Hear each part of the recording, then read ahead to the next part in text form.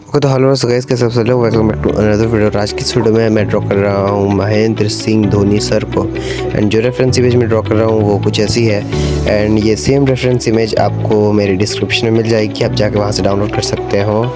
And इसे मैं grid method से ड्रॉ कर रहा हूँ, सो दैट्स वाई मैंने ग्रिड मेथड का ग्रिड लाइन्स अप्लाई कर लिया है अपने पेपर एंड ड्राइंग पे। एंड एक चीज़ में मैं बहुत कंफ्यूज हूँ कि मैं इसे ऑयल पेस्टर या फिर पेंसिल कलर से ड्रॉ करूँ। सो देन प्लीज़ आप कमेंट करके बता दीजिए कि मैं इसे ऑयल पेस्टर या पेंसिल कलर से ड्रॉ करूँ। तो इस तरह से इसके पेपर पे ग्रिड अप्लाई करने के लिए फर्स्ट आप एक काम करिए, स्केल लीजिए एंड स्केल से हम 3-3 से में छोड़ कर मार्क कर सकते हैं। एंड अगर आपको A4 साइज में ड्रॉ करना है देन आप 2-2 से में छोड़ कर मार्क कीजिए। चारों तरफ पे 3-3 से में छोड़ के जब मार्क हो जाएगा एंड A4 साइज में 2-2 से में छोड़ कर जब मार्क हो जाएगा तब हम उसे आपस में मिला लेंगे।